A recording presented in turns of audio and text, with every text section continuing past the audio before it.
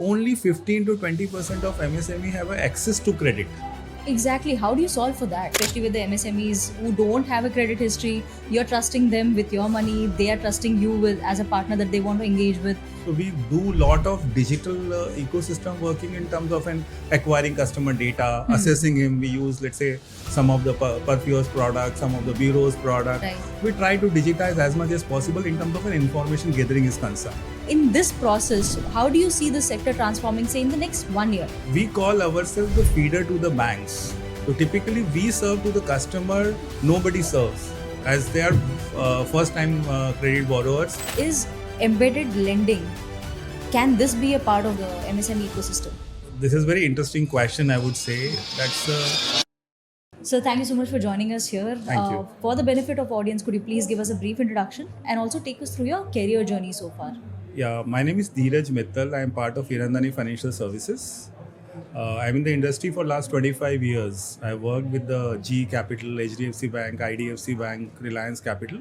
And for last 8 years, I'm serving the Hiranandani Financial Services as a Chief Operating Officer. Very interesting. So you've worked in banks that have been at the forefront of multiple innovative things that have happened in the financial ecosystem, and now you're leading it. So in the career span that you've had, which is the most interesting digital transformation piece that you've experienced?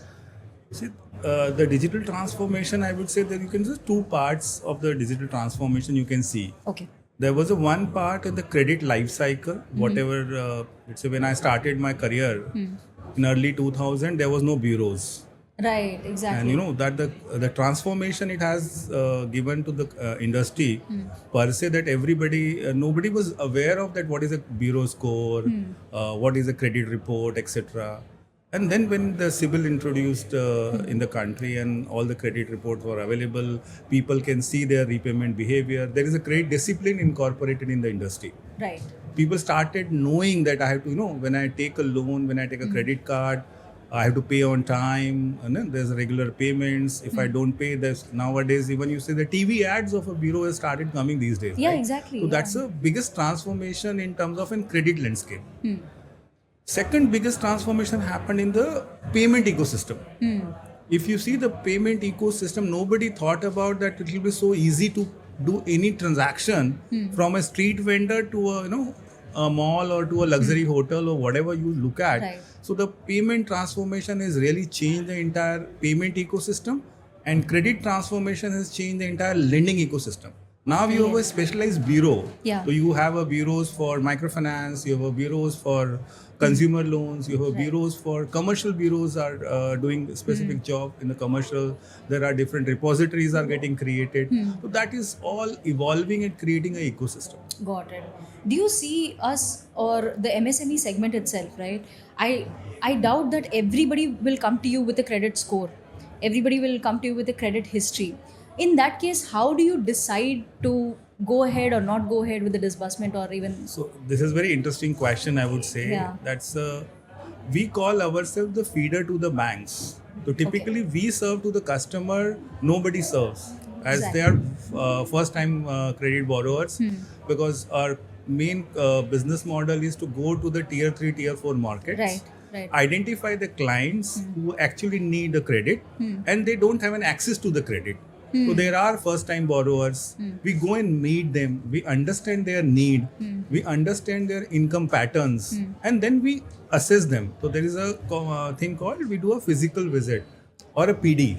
So there is a personal discussion with each and every client, and that's the backbone of our underwriting model, especially in tier 3, tier 4 markets. Do you see this digitizing at any time soon? Yeah, some people have done a digitization. So there is we typically are working on a physical model. Right. So we do lot of digital ecosystem working in terms of acquiring customer data, assessing him. We use, let's say, some of the Perfume's products, some of the bureau's product. Right. We try to digitize as much as possible in terms of an information gathering is concerned. Right.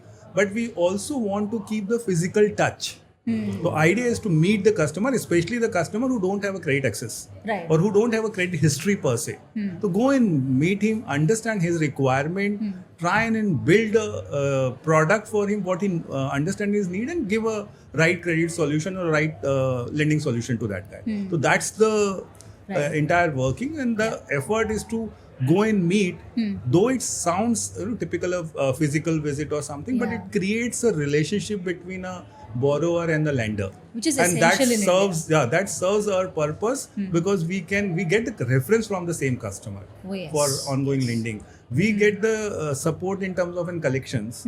We also try and build a relationship, so in case of there is a delay in payments, Yeah. our agents will go and meet the customer, understand why there is a delay, and probably he'll repay, because there is a relationship based model.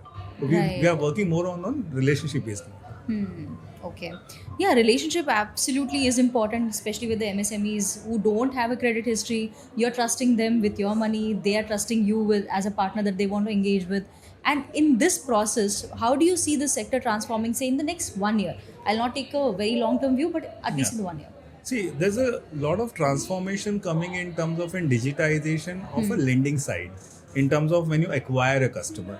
So let's say people are doing what I said, a personal discussion. Yes. There is a video discussions are happening. People, if you can't reach to that customer, you can do an online assessment of a customer rather than physical visiting it. Right. So it's a trade-off. People do in some ticket size. People wants to do it. It's a sitting in their offices. They want to visit some in a large customer or large ticket size customer. You go and visit him and understand his credit model. So there's a transformation happening at each and every step on a customer acquisition side, Right. and customer collection side, Right. and customer repayment behavior side. So everywhere there is a transformation happening, and the sector is growing, because currently if you see, only 15 to 20% of MSME have a access to credit. Exactly. How do you solve for that? So Yeah. to solving for that, you have to have a deep penetration into the rural market. And government is doing a great job by creating an let's say large NPCI ecosystem, or we can Aadhaar ecosystem. Right. So there's a lot of work has been done on that side, and that is further evolving. Correct. So in last 1 year, there's a lot of transformation has already happened. I'm saying next 5 years, this completely will change the MSME ecosystem, where the customer can directly get an access on his mobile phone. If you see now, there's a UPI also started providing the EMIs or credit on Exactly, the UPI yeah. ecosystem. So that system is evolving step by step, and there's a large transformation coming in those tier 3, tier 4 market, where nobody would like to go in a normal sense. So now, based on the incremental infrastructure, incremental reach to the customer, all this transformation is going to pay and take a big leap in the growth of the economy.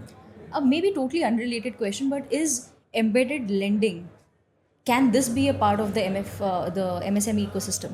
See, embedded lending is for urban customer, it makes a lot of sense. Yeah, but not in for the rural MSMEs. segment, typically what people are engaging in more or less in the supply chain finance. Okay. So I would say that supply chain finance play a larger role. If you go, let's say there is a supplier of, let's say, a cement, or there is a supplier of any infra product in a Yeah. tier 3, tier 4 products on those markets. Typically there you are seeing that supply chain financing is taking traction. Right.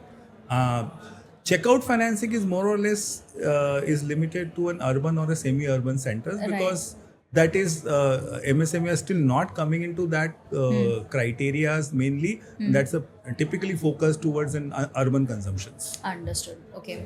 And AI, the big buzzword that we always talk about. In MSME segment, a couple of innovations that you've seen happen in the last 1 year, and what do you see happening further? See, AI, not typically from an MSME standpoint, overall AI is playing a big role. True. In terms of in connecting with your customers. There's a lot of, I've just seen a lot of stalls Yeah. of voice transformation, AI voice bots. So there's a lot of bots being introduced. There's a process automation. So in 3 or 4 terms, we are getting benefited. On acquisition side, we can acquire customer if we can connect to the customer or do a better reach to the customer. Right. In that sense. Second, AI can help us in a credit assessment. All those tools predict very accurately. They give a lot of insight about the customer, which we can take a manual effort. So those are But automated what through can an be AI. alternate to CIBIL score? Alternate to, let's say, Yeah. what you can say is a social media profile. Alright, How the yes. customer behave. Yeah. How is behavior in the, let's say, on other social media apps.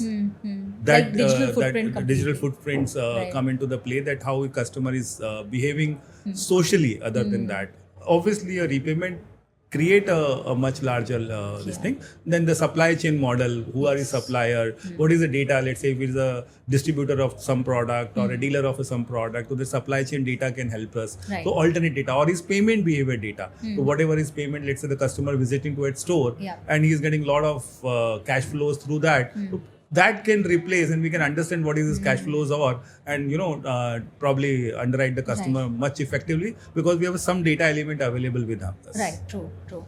And one pain point that nobody has solved for, maybe they realize it, but they have not solved for it, and it can be an interesting solution in this space. See, nobody has solved for. It's difficult. It's slightly difficult because everybody is there, and you can see in the GFF these days, there's everybody's trying to solve some problem. Correct. But still, the problem what I can foresee is to the reach to the customer. Right. There's a lot of areas in tier 3, tier 4 markets where the reach is not gone to the customers, and they are not aware that there are alternate solutions available in the market. Yeah.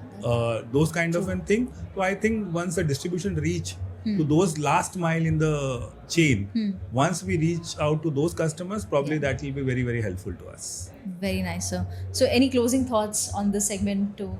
See, MSME is going to grow. Yes. They are going to stay. They are going to coexist with the large financials, large MNC. Yeah. And India is very focused these days on MSME.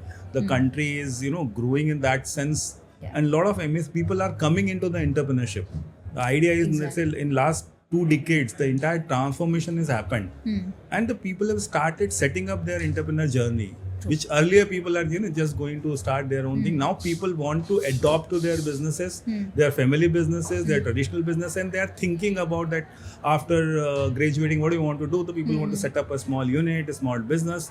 So that's very positive insights. Right. Otherwise, everybody wants to do a professional job or some professional career. Yeah. Now people are interested in taking part of their own business journey. They have even started thinking the Gen Z, what we normally call, Right, yeah. those are the target segment, and they started thinking in those lines, and that's a great change has come in the last decade, and that Right. will transform the entire MSME ecosystem in next 10 years. That's what I see. Wow, looks very exciting to see Yeah. what's going to happen. Thank you.